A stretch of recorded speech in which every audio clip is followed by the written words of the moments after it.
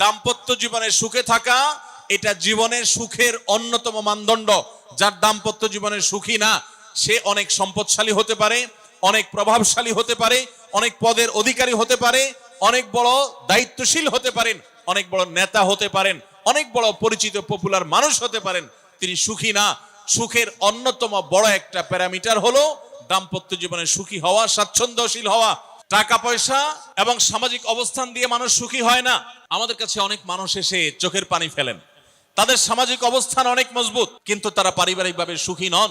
সুখের সাথে এই টাকা পয়সা এবং সামাজিক অবস্থানের সম্পর্ক আপনি যতটা আছে মনে করেন, বাস্তবে ততটা নাই। তাহলে কিসের সম্পর্ক?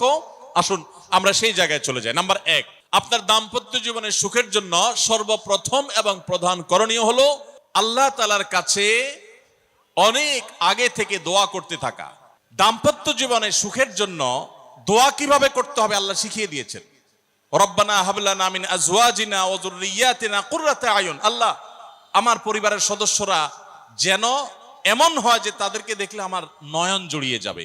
ওয়াজআলনা লিল মুত্তাকিনা ইমামা, আর আমাদের সবাইকে, গোটা পরিবারকে আপনি মুত্তাকিদের ইমাম বানায় দেন, সৎ মানুষ বানায় দেন। কারণ সৎ যদি না হয়, আল্লাহভীরু যদি না হয়, তাহলে কখনো তাদের মাধ্যমে আপনি সুখ শান্তি পেতে পারেন না। তাহলে প্রথম করণীয় দাম্পত্য জীবনের সুখের জন্য, সুখী দাম্পত্যের জন্য আল্লাহর কাছে দোয়া করতে থাকা। সূরা ফুরকানের ৭৪ নম্বর আয়াত, এর পাশাপাশি আরো যত আয়াত আছে, অথবা সাধারণভাবে আপনি আল্লাহর কাছে, আল্লাহ আমি ভালো সঙ্গী যেন পাই, সেজন্য দোয়া করতে থাকবো। আল্লাহ আমাদেরকে তৌফিক দান করুন। দাম্পত্য জীবনের সুখের জন্য দ্বিতীয় গুরুত্বপূর্ণ বিষয় হলো জীবন সঙ্গীর সঙ্গে নির্বাচন করার ক্ষেত্রে অন্য যাই থাকুক আর না থাকুক, ধার্মিকতা আছে কিনা এটা দেখতে হবে। এটা যদি দেখেন তাহলে সেক্ষেত্রে ইনশাআল্লাহ আপনি সুখী হবেন। এখানে মুশকিল হলো আজকাল মেয়েদের বোরকা পরলেই মনে করা হয় ধার্মিক, ছেলেরা নামাজ পড়তেছে মনে করা হয় ধার্মিক।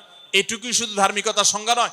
ধার্মিকতার সবচেয়ে বড় সংজ্ঞা হলো কোরআন এবং হাদিসের সামনে সে নিজেকে আত্মসমর্পণ করে কিনা, সে সারেন্ডার করে কিনা। আল্লাহর নির্দেশ পেয়েছে, রাসূলের নির্দেশ পেয়েছে, আল্লাহর নিষেধাজ্ঞা রয়েছে, সেই জায়গায় সে থেমে যায় আর সে আগে বাড়ে না, নিজেকে সমর্পণ করে দেয়, মাথা নত করে ফেলে। এরকম যদি হয় তাহলে সেই ছেলে নিয়েও সুখী থাকবেন, সেই মেয়ে নিয়েও সুখী থাকবেন। আমি বিশেষ করে মেয়ের বাবারা যারা নিজের মেয়ে বিয়ে দেওয়ার জন্য সরকারি চাকরিজীবী খুঁজেন, পয়সাওয়ালা খুঁজেন, বড় বড় পদে থাকা মানুষগুলোকে খুঁজে বেড়ান, আমি তাদেরকে বলি আপনার মেয়ের জন্য ফজরের নামাজের সামনের কাতারে থাকা যুবকগুলোকে খুঁজে বের করেন।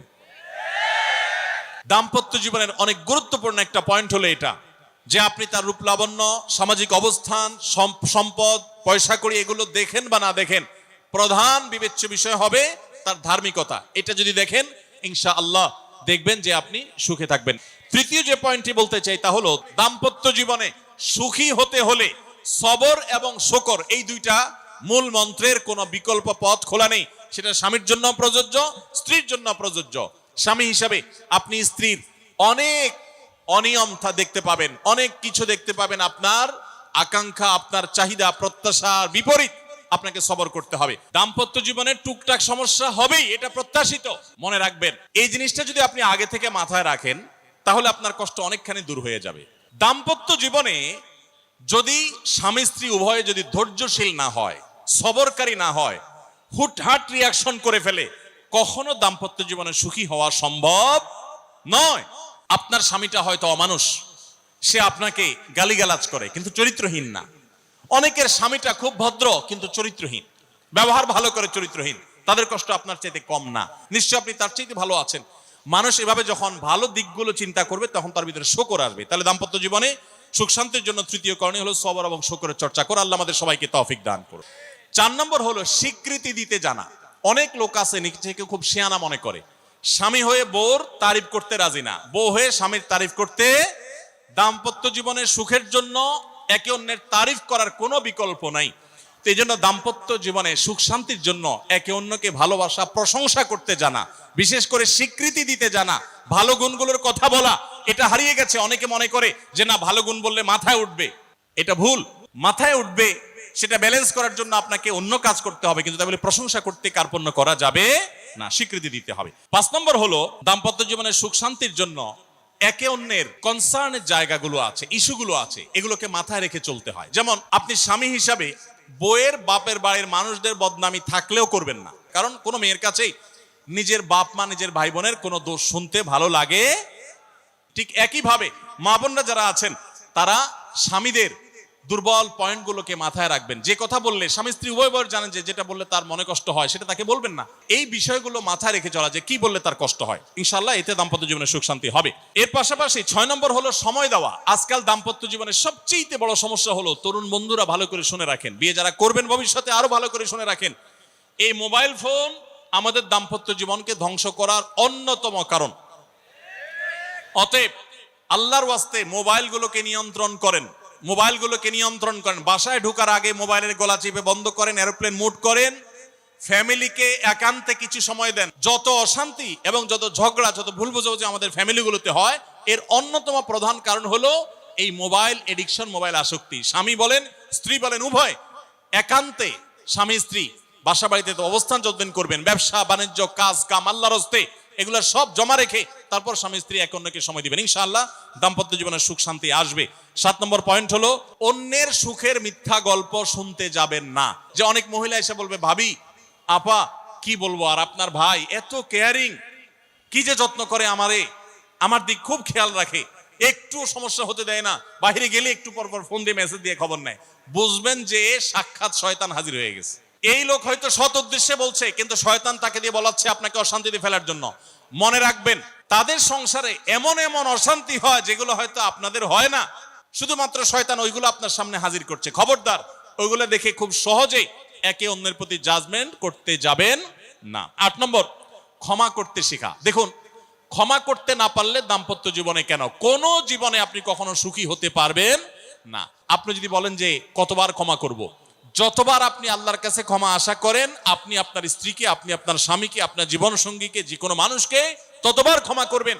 আপনি জীবনে একই পাপ কতবার করেন, আল্লাহ মাফ করবেন আশা করেন না, তাহলে আপনার আল্লাহর বান্দাকে কেন আপনি ক্ষমা করবেন না? বিধায় ক্ষমা করা এটা শিখতে হবে।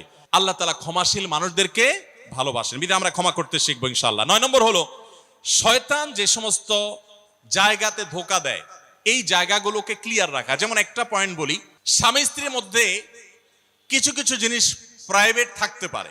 আপনার স্ত্রী আপনার শ্বশুর বাড়িতে ফোনে কথা বলেছে, কি বলেছে, আম্মা তোমার সাথে কি বলেছে, তোমার আব্বা কি বলেছে, তোমার ভাই কি বলেছে, ব্যক্তিগত বিষয়গুলো খুব বেশি খোঁচাখুচি করে জানতে যাবেন না। এগুলো জানতে গেলে অশান্তি হবে। অনেক সময় দেখা যেতে পারে কোনো কিছু দেখে আপনার সন্দেহ হয়েছে, তাহলে এটা পেটের ভিতর রাখবেন না। আবার খারাপ ভাবে উপস্থাপন না করে সুন্দরভাবে উপস্থাপন করুন যে আমার কাছে এরকম মনে হয়েছে, তাতে সাময়িক ঝগড়া হোক, কিন্তু আপনি ক্লিয়ার হয়ে যাবেন এবং নিজেদের মধ্যে কোনো ঝামেলা থাকবে না।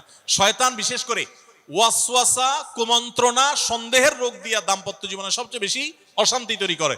এজন্য সন্দেহকে কোনো স্থান দিবেন না। যখনই সন্দেহ আসবে বুঝবেন যে শয়তান এটা সৃষ্টি করছে। সর্বশেষ 10 নম্বর হলো শাসন করার যদি কখনো দরকার হয়, স্বামী হোক আর স্ত্রী হোক বা সাধারণ মানুষের ক্ষেত্রে এটা প্রযোজ্য, রাগের মাথায় কখনো শাসন করবেন না। শাসন করতে হলে মাথা গরম হয়ে গেছে একটু সবর করবেন, ঠান্ডা মাথায় শীতল মাথায় তারপরে শাসন করবেন। যখন রাগ উঠছে তখন কিছু বলতে যাবেন না। আপনার রাগ উঠছে আজকে, আপনি নিয়ত করেন আগামী 24 ঘন্টা পর এটার আমি বিচার করব, একটা বিহিত করব, এটার আমি কিছু একটা করে ছাড়বো। 24 ঘন্টা টাইম নেন, ইনশাআল্লাহ আপনি নিশ্চিত থাকেন 24 ঘন্টা পর যদি আপনি এটা নিয়ে বসেন, তাহলে আপনার এই বসাটা অনেক বেশি হবে ন্যায়সঙ্গত। এটাতে কোনো প্রকার সীমালঙ্ঘন থাকবে না, রাগের চোটে অন্যায় আচরণ হবে না, জুলুম হবে না, বাড়াবাড়ি হবে না, যথাযথ শাসন হবে।